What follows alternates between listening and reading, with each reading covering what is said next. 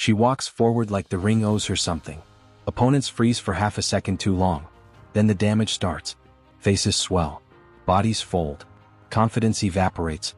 At an age when most fighters are still finding their footing, this Swedish force is already erasing names from rankings and turning highlight reels into cautionary tales. Fans keep asking the same questions. How does someone this young generate this much fear? Why do experienced strikers look lost the moment the pressure begins? What happens when that relentless forward march finally meets real resistance? This is Smilla Sundell. Tall, aggressive, unapologetic. They call her the Hurricane for a reason. The nickname is not marketing. It is description. She does not wait for openings.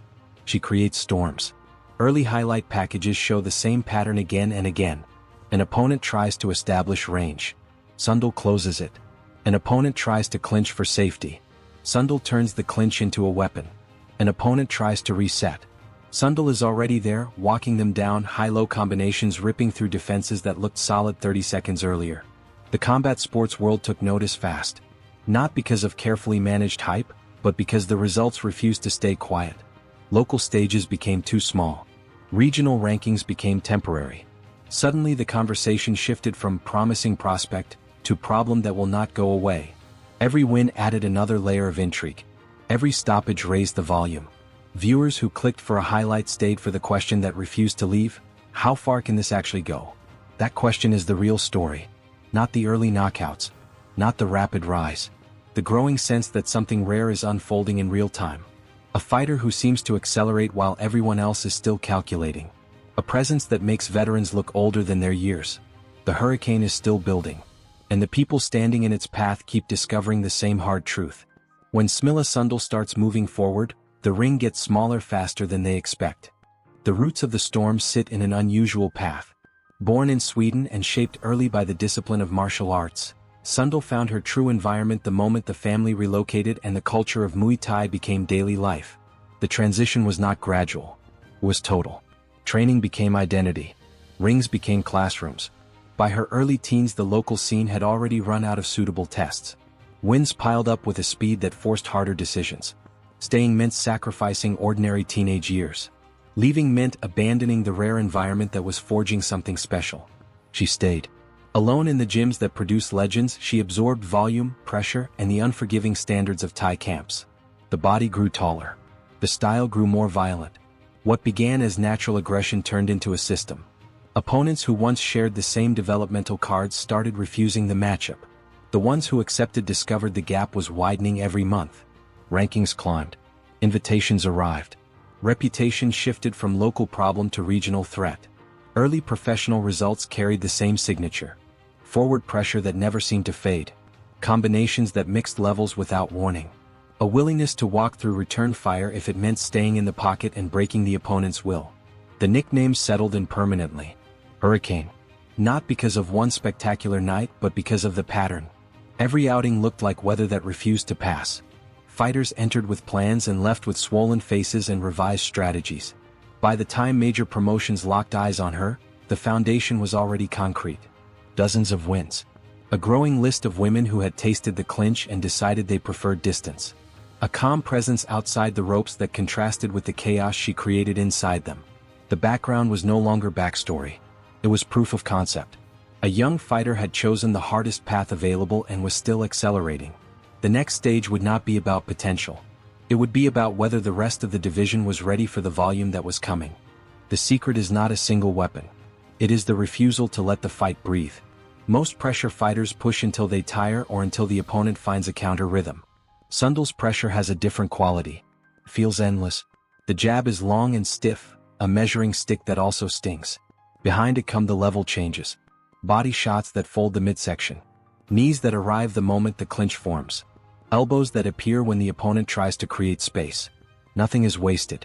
Every step forward serves the same purpose: shrink the ring until the other woman has nowhere left to reset. Her clinch is the true separator. Tall frame. Heavy hands that control posture. Knees that travel short distances with maximum force. Once she locks the inside position, the fight stops being a striking contest and becomes a slow demolition. Opponents who pride themselves on dirty boxing discover their arms are pinned. Fighters who rely on speed find their exits cut off. The more they struggle, the more the knees keep landing. It is not flashy. It is cumulative. Round by round the damage compounds until the body language changes and the referee starts hovering closer. There is also the mental layer. Sundell does not show urgency. She does not chase finishes with wild swings. She simply continues. The same pace, the same pressure, the same calm expression while the woman in front of her begins to look smaller. That calm is what unnerves people. Power can be respected. Speed can be timed. Endless, intelligent pressure is harder to solve because it offers no emotional peak to ride. It just keeps arriving. This combination of physical tools and psychological weight is why the results keep looking one-sided even against durable opposition. The Hurricane does not need a perfect night. She needs space and time. Give her either and the storm builds until the other side has nothing left to offer. That is the trait the division still has not fully solved. And it is the reason every new opponent steps in already carrying a question they cannot answer until the bell rings. The first real professional tests arrived with elevated stakes. No more regional names who could be walked down early. These were fighters with experience, ranking value, and something to protect. The pattern remained consistent even as the quality rose. Sundell started behind her jab, closed distance on her terms, and forced the opponent into the clinch before the first round was half finished. Early resistance was met with volume. Attempts to circle were cut off. Attempts to trade were answered with heavier combinations that mixed high and low until the defense cracked. One early outing against a durable striker became a clinic in attrition. The opponent landed clean shots. Sundell absorbed them without changing expression and immediately walked forward again. By the middle of the fight the other woman was fighting off the fence more than she was choosing her spots. The clinch became a trap. Knees landed. Body shots accumulated. The stoppage, when it came, felt inevitable rather than sudden. The message was clear. Experience alone was not enough. You needed answers for the pressure and most did not have them. Another test brought a faster, more technical opponent who tried to keep the fight at range and counter the entries. For stretches it worked. Sundell's face showed damage. The crowd sensed a possible shift. Then the adjustments arrived. The jab returned with more purpose. The level changes became less predictable. The clinch entries tightened. By the later rounds the technical fighter was the one looking for exits while the Hurricane kept marching. The decision was never in doubt once the pressure found its rhythm. These early professional nights served two purposes. They confirmed the style translated against higher competition. And they created new questions for the next tier of opposition. If durable veterans and skilled technicians both struggled to keep Sundell off them, what would happen when the real contender stepped up? The division was starting to understand the problem. Solving it was another matter entirely. The stakes climbed. Contenders with real reputations and finishing power entered the picture. These were women who had already proven themselves against ranked opposition. The expectation was that the Hurricane would finally meet whether she could not control. Instead the pattern escalated. Sundell's pressure did not slow. It sharpened.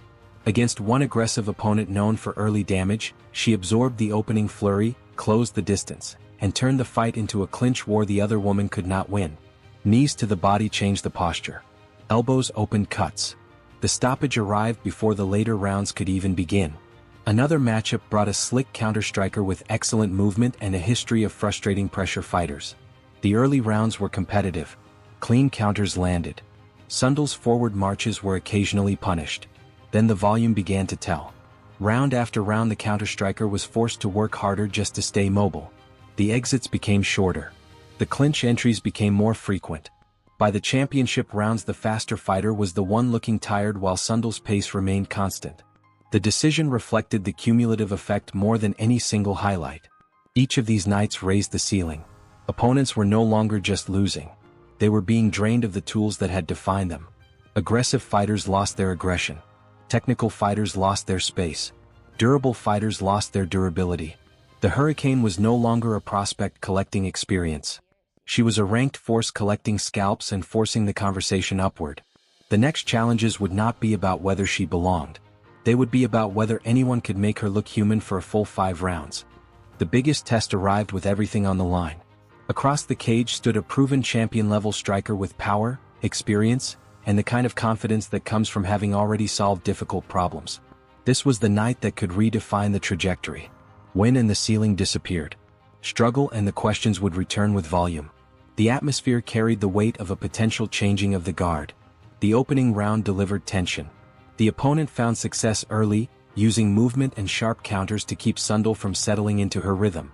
Clean shots landed. The crowd sensed vulnerability. For the first time in a long stretch, the Hurricane looked like she was searching rather than imposing. The clinch attempts were stuffed. The pressure was met with exits and return fire. Going into the middle rounds, the fight remained competitive in a way previous outings had not. Then the shift began. Sundell stopped chasing and started cutting the ring with more patience. The jab returned as a weapon instead of a rangefinder. Body work started to slow the champion's feet. The clinch finally locked in with the control that had broken so many others. Knees landed. Elbows followed. The champion's output dropped. The face began to change. What had been a tactical battle turned into a war of attrition. The more experienced fighter was not prepared to win. By the championship rounds, the momentum was one-directional. The champion was surviving more than competing. Sundell's pressure had become the entire story. Every exchange favored the younger fighter. Every reset favored the Hurricane. The final result felt less like a decision and more like the inevitable conclusion of a storm that had refused to pass. The biggest test had arrived. It had tested her. And it had confirmed the same truth the earlier nights had been building toward. The aftermath was immediate. Rankings shifted. Conversations changed. A fighter still early in her 20s had just climbed another mountain and looked around for the next one. The performance was not perfect. There were moments of adversity. There were adjustments that had to be made under fire. But the core remained unbroken. Pressure, volume, clinch control. The willingness to keep walking forward when the easier choice would have been to reset. What comes next is the larger question the entire division is now forced to answer. Weight classes. New rule sets. The transition into mixed martial arts where the same relentless forward pressure will meet different weapons and different risks. Early signs in the new environment have already shown the same signature. Opponents who expect a pure striker discover the clinch is still a nightmare. Fighters who try to wrestle find the knees waiting. The Hurricane is learning new tools without abandoning the ones that built the reputation. The ceiling is no longer theoretical. It is visible and still rising. A young woman who left ordinary life behind to live inside the hardest gyms is now standing at the edge of something larger. The knockouts will keep coming. The pressure will keep breaking people. The questions will keep growing. How many more faces can one fighter change before the sport runs out of tests? How long can the storm maintain this intensity? The answers are still being written inside the ropes. For now, the only certainty is the one every opponent already understands. When Smilla Sundell starts moving forward, the ring shrinks. The options disappear. And the damage begins. The Hurricane is not finished. It is still gathering strength. And the next names on the list already know what is coming.